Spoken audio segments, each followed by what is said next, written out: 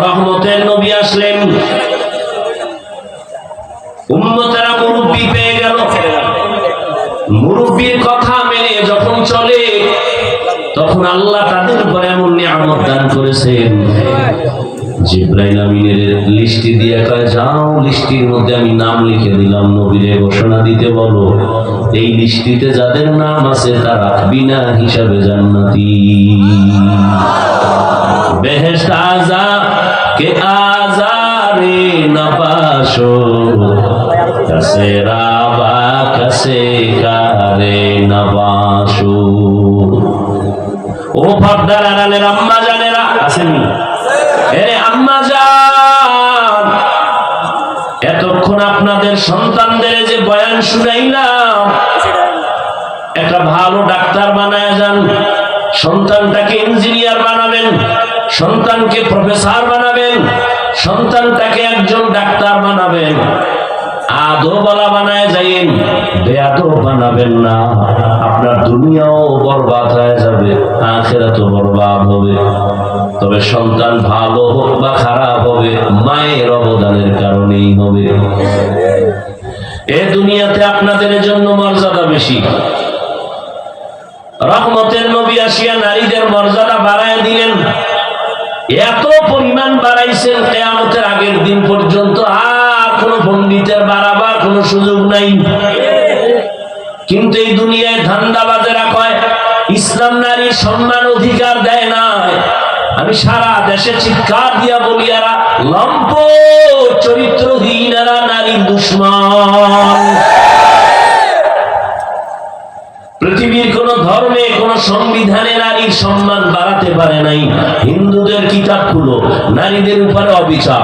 বৌদ্ধদের কিতাব খুলো, নারীদের উপরে অবিচার। খ্রিস্টানদের কিতাব খুলো, নারীদের উপরে অবিচার। ইহুদিদের কিতাব খুলো, নারীদের উপরে অবিচার। একমাত্র নারীর মর্যাদা অক্ষুণ্ণ রেখেছে যেই ধর্ম, তার নাম হলো ইসলাম। এই ইসলাম ধর্মে মায়ের মর্যাদা, নারীর মর্যাদা। এরে আম্মা জান, আপনারা নবীদের মায়ের মতো মা, আপনাদের এত মান এত মর্যাদা। আমি ওই বিষয় বয়ান করলে আরো সময় চলে যাবে। মায়ের নামে আল্লাহ কোরআনে হাকিমের মধ্যে আলাদা সূরা নাজিল করেছেন নারীদের নামে। ঈসা নবীর মা মারিয়ামের নামে সূরা নাজিল করেছেন আল্লাহ। মায়ের এত মর্যাদা আল্লাহ দিয়েছেন। নবীর মাধ্যমে বিধবা নারীর সম্মান আমার নবী দৃষ্টান্ত কায়েম করেছেন।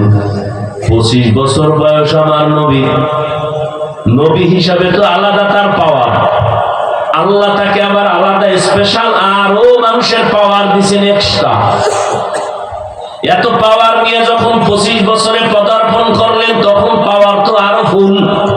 কিন্তু কঠিন আল্লাহর কুদরত, এই পাওয়ার আল্লাহ রহমতের নবীর 25 বছরে জীবন সঙ্গিনী যিনি চলে আসলেন, তিনি 2 স্বামী বিদায়ের পরে আসতেছে 40 বছরের বিধবা নারী খাদিজা রাদিয়াল্লাহু আনহা। চিন্তা করা দরকার যে নবীর বয়স 25, বিবাহ করেন নাই, নবী হিসাবে তার পাওয়া। সেই সময় ভালো একটা কুমারী নারী বিবাহ করবেন, কথার কথা। কিন্তু আসলেন একটা বৃদ্ধা নারী, 40 বছর বয়স, আবার 2 স্বামী চলে গেছে। 3য় স্বামী আমার রাসূল, 2 সন্তানের জননী খাদিজা রাদিয়াল্লাহু আনহা। দেখেন আল্লাহ কেমন ভালোবাসা সৃষ্টি করলেন। নবী আরো বিবাহ করেছেন, কিন্তু খাদিজার মায়া মৃত্যু পর্যন্ত রাসূল ভুলতে পারেননি। আম্মা জান আয়েশা বলেন, আমি 6 বছর বয়স যখন আমার হয়, ও মা বোনেরা মাইকের আওয়াজটা ভালো করে শুনেন রে আম্মা জান আয়েশার বয়স যখন 6 হয়, নবীর সাথে তখন বিবাহের বন্ধন হয়। আম্মা জান আয়েশা রাদিয়াল্লাহু আনহার বয়স যখন 9, তখন নবীজির ঘরে আসেন। এই হলো কুমারী নারী, একমাত্র নারী। 6 বছরে বিবাহ বন্ধন, 9 বছরে নবীজির ঘরে আছেন, আম্মা জানের 18 বছর যখন বয়স হলো তখন নবী দুনিয়া থেকে চলে গেলেন। জীবনে একটা কুমারী নারী পাইলেন, তাও রাসূলের শেষ জীবন। এই বেঈমানের বাচ্চাগুলোকে কি পরিমাণ জুতার বাড়ি দেওয়া দরকার, এই নাস্তিকের বাচ্চারা যারা রাসূলের বিবাহ নিয়ে বাজে কথা বলে।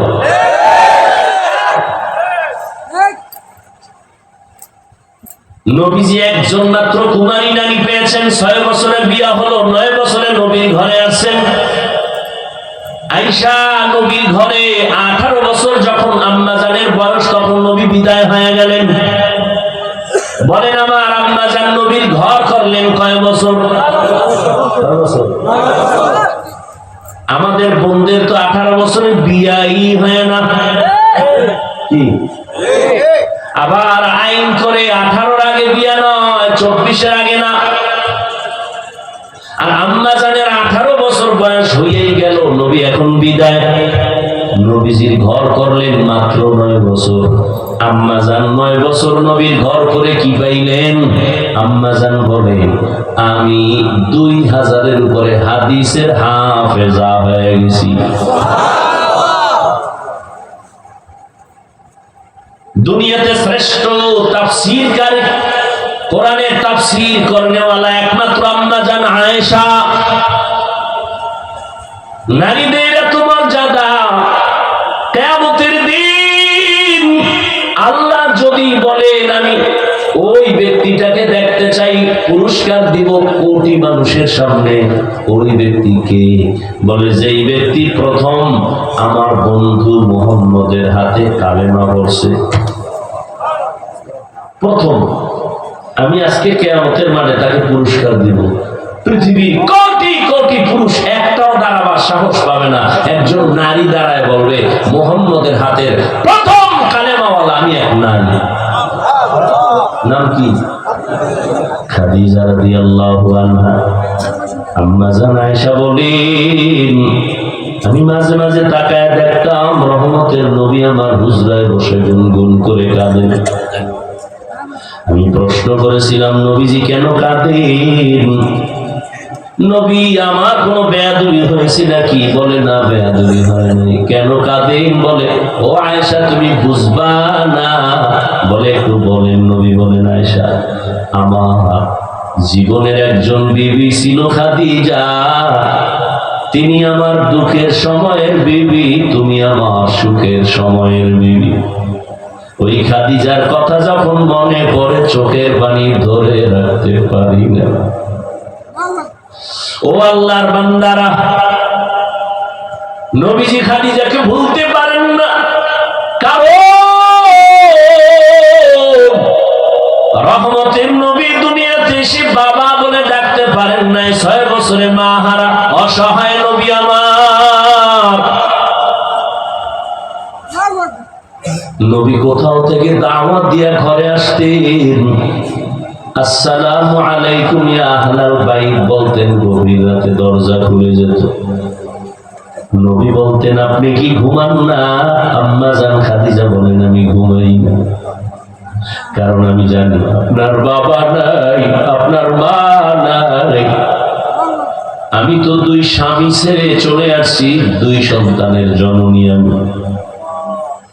আজকে যদি আপনার মা বেঁচে থাকতেন, আপনার কষ্টের দাওয়াতের কথা স্মরণ করে মা ঘুমাইতে পারতেন না। আপনি বাহিরে দাওয়াত দিয়ে আসেন, চতুর্পাশে দুশ্মন, আমি ঘরের কিনারায় দাঁড়ায় থাকি, ডাক দেওয়া মাত্র যেন দরজা খুলতে পারি, রহমতের নবী যেন কোনো কষ্ট না হয়।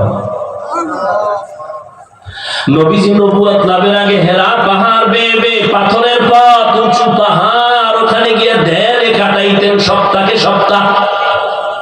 আসেন না নবী, আম্মা জান খাদিজা বুড়া মানুষ মহিলা, একা একা নাস্তা রেডি করিয়া ওই পাহাড় বেয়ে বেয়ে বেয়ে বেয়ে উপরে উঠে রসুলের কাছে নাস্তা পৌঁছে। ও 2500-এর মুরব্বীরা, ও জ্ঞানীদেরকে বলবো, যারা বড় বউয়ের অবেদান ভুলে গিয়া দ্বিতীয় বিয়া করার জন্য পাগল, বড় বউয়ের অবদান অস্বীকার করতে পারবা না রে স্বামী। তোমার জীবনের কষ্টের ভাগ নিছে তোমার বড় প্রথম স্ত্রী। কি তোমার জীবনের কষ্টের ভাগ, সংসারের মধ্যে কত তুফান আসছে, এগুলো মোকাবেলা করছে তোমার প্রথম স্ত্রী। এবার পরের স্ত্রী আসছে তোমারটা নেওয়ার জন্য, কিছু দেওয়ার জন্য না। ঠিক নেই? রহমতের নবী খাদিজা রাদিয়াল্লাহু আনহার কথা মনে করে কাঁদতেন। আর তিনি যতদিন বেঁচে ছিলেন নবী দ্বিতীয় বিবাহ করেন নাই। এক আল্লাহর বান্দা দ্বিতীয় বিয়া কইরা কত গর্ব করে। আমি বললাম কেমন আছেন? তাই অনেক ভালো আছি। আমি যখন দুইটা কথা বলছি না, তাই আমি করবো কি? তুমি সাগরে ঝাঁপ দাও। এই বড় স্ত্রী, তার অন্তরে চাপা কত কষ্ট, স্বামীর ঘরে এসে কত তুফান আর কত ঝড় ঝাপটা বরদাস্ত করে সংসার আমি সুন্দর করে সাজাইলাম। সাজানো সংসারে আইসা আর একজনে ফুল ফুটাবে, এটা প্রথম স্ত্রী মেনে নিতে পারে না। এরপর আসো সন্তান, ওই ঘরেও সন্তান, দ্বিতীয় ঘরেও সন্তান। যতই বাহাদুরি করো, সন্তানের মনে কিন্তু একটা চাপা কষ্ট থেকে যায়, বলতে পারে না। কয়েক মাস আগে রাজশাহী একটা মেয়ে লাইভে আসিয়া আত্মহুতি দিয়েছে, হাঁস দিয়েছে আর বলেছে, বাবা তোমার কারণে মরে গেলাম, তুমি আর একটা বিয়া করছো। আমি স্বামীর ঘরে আসার পর আমার স্বামী বারবার আমাকে আক্রমণ করেছে কথা দিয়া, তোর বাবার চরিত্র খারাপ না হয় দ্বিতীয় বিয়া কেন করলো? এই দুঃখে আমি ফাঁসি দিতেছি বাবা। লাইভে এসে মেয়েটা বলে মরে গেল। কোথায়? খবর নাই হুজুর, খবর নাই দ্বিতীয় বিবাহ করনেওয়ালাদের। পাগল হয়ে গেছে। তুমি বাবা মরে যাইবা, কিন্তু সন্তান আজীবনের জন্য বুক উঁচু করে কথা বলতে পারবে না। যেখানে যাবে একটা দুর্বলতা ভেতরে কাজ করবে। বাবা আমার তো এক মা না দুই মা। এইভাবে মনের ভেতরে একটা চাপা কষ্ট থাকে, মানুষও বাজে কথা বলে। এরপরে আসলে ইনসাফ। কি ইনসাফ? একজনে 3 বিয়া করছে, আপনি সবার ইনসাফ ঠিক রাখেননি। বলে হ্যাঁ কেমনে? ছোট বউয়ের ঘরে রাত কাটাই আর 2 বউয়ের সাথে মোবাইলে কমপ্লিট করি, মোবাইলে কথা বলি। ইনসাফ। অথচ আল্লাহ পাক বিবাহের আয়াতের ভেতরে বলছেন, ফানকিহু মা তাবা লাকুম মিনান নিসা মাসনা ওয়া সুলাসা ওয়া রুবা ফাইন খিফতুম আন লা তা'দিলু ফাওয়াহিদা। এটা একটা রেড সিগন্যাল লাগায় দিছে। তোমার যদি প্রয়োজন হয়, তোমার যদি সামর্থ্য থাকে, 2, 3, 4 বিয়া করো। যদি ভয় তোমার অন্তরে থাকে, ইনসাফ বজায় রাখতে পারবা না, একটা নিয়ে জীবন কাটাও। এক স্ত্রীর হক আদায় করতে পারলা কিনা, সন্তানের হক আদায় করতে পারলা কিনা, আল্লাহ আমাদের বুঝার তৌফিক দান করে। আম্মা জান আয়েশা বলেন, খাদিজার কথা মনে পড়ে রাসূল কান্না করেন। এত অবদান ওই খাদিজার। আরবের ধনাঢ্য নারী, আরবের মধ্যে খাদিজার মতো ধনী কেউ ছিল না। সব সম্পদ খাদিজা রাদিয়াল্লাহু আনহা রাসূলকে হাদিয়া দান করেছেন। আরো শুনেন, নবীজি যদি দোয়া করতেন উহুদ পাহাড় স্বর্ণ হয়ে যাও, হইতো না? কিন্তু নবীর বন্ধু, আপন মানুষ, বংশের লোকেরা নবীজিকে গৃহবন্দী করে শিয়াবে আবু তালিবের মধ্যে আটকায়া দিয়েছেন। 3 বছর পানি দেয় না, খানা দেয় না, কিচ্ছু দেয় না। নবীজি গাছের পাতা ছিঁড়ে ছিঁড়ে চাবাইয়া খেয়া পেটের ক্ষুধা নিবারণ করছেন। ওই সময় আম্মা জান খাদিজা, আরবের বড় ধনী নারী, কিন্তু নবীজির মোহাব্বত লাভের আশায় তিনিও নবীর কাছে গৃহবন্দীর এরিয়ায় শিয়াবে আবু তালিবে যাইয়া নবীর সাথে দিন রাত্র কাটায়, আর তিনিও গাছের পাতা খায়। এই প্রথম স্ত্রী আল্লাহ যদি নিয়ে যায় সেটা ভিন্ন কথা, নিয়ে গেছে আপনি আর একটা করছেন। প্রথম স্ত্রীর অবদান অস্বীকার করতে পারবে এমন একটা পুরুষ আমাকে দেখান তো।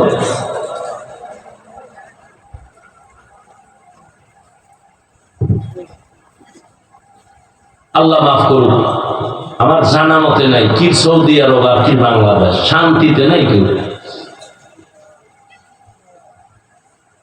আর অধিকাংশ এই ঝামেলাগুলো কারা পড়ে? যাদের টাকা একটু বেশি হয় তারা চোখ ডাইনে বামে দৌড়ায় আর মোবাইল কি ফান্দে বইয়া বগা কান্দে,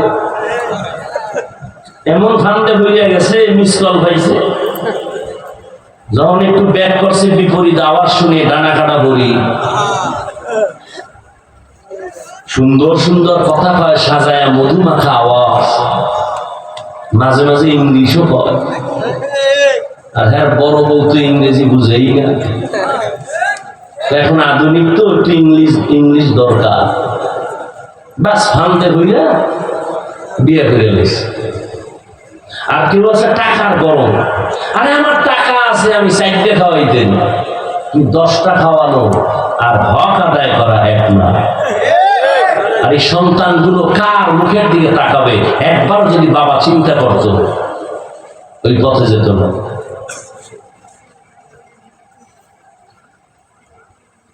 কোন যুক্তি টুক্তি নেই, বিধবা নারী বিয়ে করবেন এলে এরকম হয়েছে। তো বিধবা নারী কেউ আছে পাও ভাঙ্গা, কেউ আছে চলে দেয় না, এই একটা করো না দেখি তো। বিধবার প্রতি এত তোমার কদ্দুর মায়া, তুমি তো খুঁজে খুঁজে দেখবা সুন্দরী রূপসী ডানা কাটা বলি, চোখ নেই একটা বা পাও ভাঙ্গা হবে না। আল্লাহ আমাকে মাফ করেন, কেমন বলবেন না? আল্লাহ আপনাদেরও মাফ করেন। আল্লাহ মা বোনদের ইজ্জত আরো বাড়ায় না। আল্লাহ পুরুষদেরকেও সঠিক সিদ্ধান্তে আল্লাহর মোহাব্বত নিয়ে চলার তৌফিক দান করেন। আমার এতক্ষণ এই বিষয়ে আলোচনার দ্বারা আপনারা কি বুঝলেন? আমি একাধিক বিবাহের বিরুদ্ধে কথা বলছি।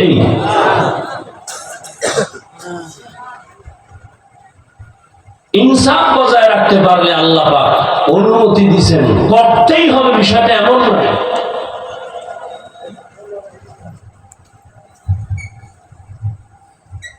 আল্লাহ আমাদের বুঝার তৌফিক দান করেন।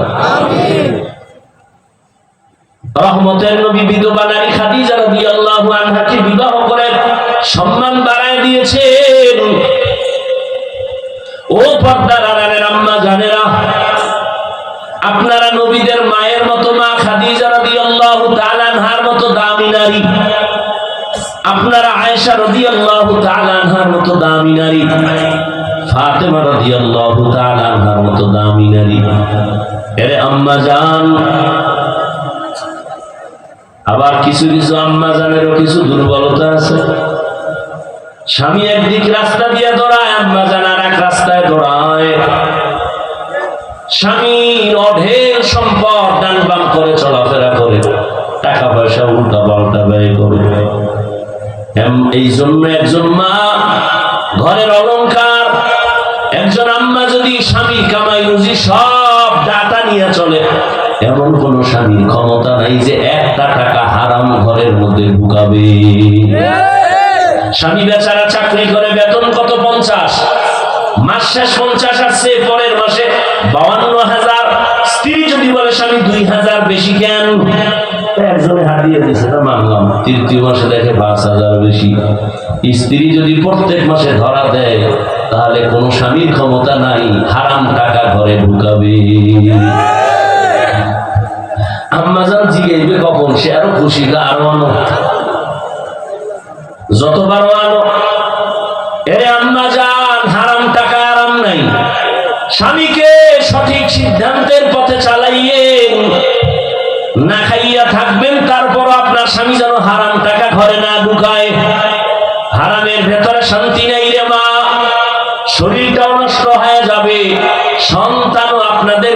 চলে যাবে। যেই সন্তানকে মা বাবা হারাম খাওয়ায়, লিখে রাখো লিখে রাখো লিখে রাখো, সুদের টাকা ঘুষের টাকা যেই মা বাবা সন্তানের খাওয়ায়, ওই সন্তান কোনোদিন মা বাবার খেদমত করবে না। হালাল খাওয়াইও রে মা, কারণ বাবার তুলনায় সন্তান মাকে ফলো করে বেশি, মায়ের অনুসরণ করে বেশি, মায়ের খেয়াল রাখতে হবে বেশি, কারণ সন্তানকে মায়ের কারণে ভালো হয় খারাপ হয়। এরে আম্মা জান, একটা সন্তান ডাক্তার বানাবেন, সৎ চরিত্রওয়ালা, দুশ্চরিত্র সন্তান রেখে যাবেন না। ডাক্তার হইয়া কোরআন পড়বে, মা বাবার জন্য দোয়া করবে। ইঞ্জিনিয়ার বানাবেন, কোরআন পড়াইবেন, কোরআন পড়বে, ইঞ্জিনিয়ারিং এর কাজ করবে, মা বাবার জন্য দোয়া করবে। এমন একটা সন্তান রেখে যান রে মা, এখন থেকে তওবা করেন। আরে আম্মা জান, আপনাদের মতো কত মা এখনো আছে তাহাজ্জুদ পড়ে, 5 ওয়াক্ত নামাজ পড়ে, স্বামীর সেবা করে, নাই? আপনি কেন পারবেন না? ও বোনেরা, আপনাদের মতো কত বোন স্কুলে পড়ে, নামাজ পড়ে, কখনো মোবাইলে সময় নষ্ট করে না, গুনাহ করে না। আপনারা কেন পারবেন না? ও যুবক বাবাজিরা, এখনো কি তওবা করবা না? কয়দিন এই যৌবনের বাহাদুরি করবা? তওবা করে নাও। ও বৃদ্ধ বাবাজিরা, আপনার মতো কত বুড়া মানুষ মসজিদে গিয়া 5 বেলার নামাজ পড়ে, আপনি কেন পারবেন না? মনটারে বুঝাইয়া তওবা করে নেন। ও যুবক বাবা, তুমিও তওবা করো, মনে মনে আল্লাহকে বলো, আল্লাহ আমার মতো যুবক স্কুল কলেজে পড়িয়া যদি নামাজ পড়ে, আমি কেন পারি না? আমার মতো যুবক যদি চাকরি করে, ব্যবসা করে, গাড়ি চালায়, নামাজ পড়ে, আমি কেন পারবো না? শয়তানের ধোঁকায় পড়ে গুনাহ করেছি, আল্লাহর কাছে তওবা করো। এই গুনার খবর যদি তোমার মা বাবা আপনজন কেউ জানতো, কেউ তোমাকে সম্মান আর মহব্বতের নজরে দেখতো না। আল্লাহ কিন্তু জানার পরও রাগ করে পানি বন্ধ করেন নাই, বাতাস বন্ধ করেন নাই, খানা বন্ধ করেন নাই। ওই আল্লাহর মতো মহব্বতের দয়ার আর কেউ নাই। অন্তর নরম করে তওবা করো, আল্লাহকে বলো, দয়ার মালিক, জীবনে শয়তানের ধোঁকায় পড়ে কত নামাজ ছাড়লাম, বেপরদায় চললাম, দাড়ি কাটলাম, নবীজির মহব্বত নিয়ে তৈরি হয়ে গেলাম, আজ থেকে আর কখনো নামাজ ছাড়বো না, মা বাবাকে কষ্ট দিব না, উলামায়ে কেরামের বিরুদ্ধে যাব না, নবীজির তরিকা মেনে চলবো, 5 ওয়াক্ত নামাজ পড়বো, দাড়ি কাটবো না। তওবা করার মতো যদি নিয়ত হয়, আর অন্তরে যদি দুর্বলতা না থাকে, মরণের কথা স্মরণ করে আল্লাহর মহব্বতের যদি নিয়ত থাকে, তওবার খাঁটি নিয়ত যাদের আছে, রিজিকের মালিক আল্লাহ, হায়াতের মালিক আল্লাহ, আল্লাহ পাক রিজিক দিবেন, হায়াত দিবেন, হায়াত শেষ না হতে মরণ হবে না। আল্লাহ পাক মরণ দেওয়ার মালিক, ইজ্জত দেওয়ার মালিক। ওই আল্লাহর মহব্বত নিয়া ও বান্দা, তুমি তওবার নিয়ত যদি করতে পারো, মরিয়া গেলে যাব, আর নামাজ ছাড়বো না, দাড়ি কাটবো না, বেপরদায় চলবো না, মা বাবার সাথে বেয়াদবি করবো না, উলামায়ে কেরামের পরামর্শ নিয়ে নবীজির তরিকা মেনে 5 বেলার নামাজ পড়বো। তওবার নিয়ত যদি হয়, দুটো হাত আমার আল্লাহকে দেখায় দাও। আয় আল্লাহ, হাতগুলো আমাদের কবুল করে নেন, তওবা কবুল করে নেন।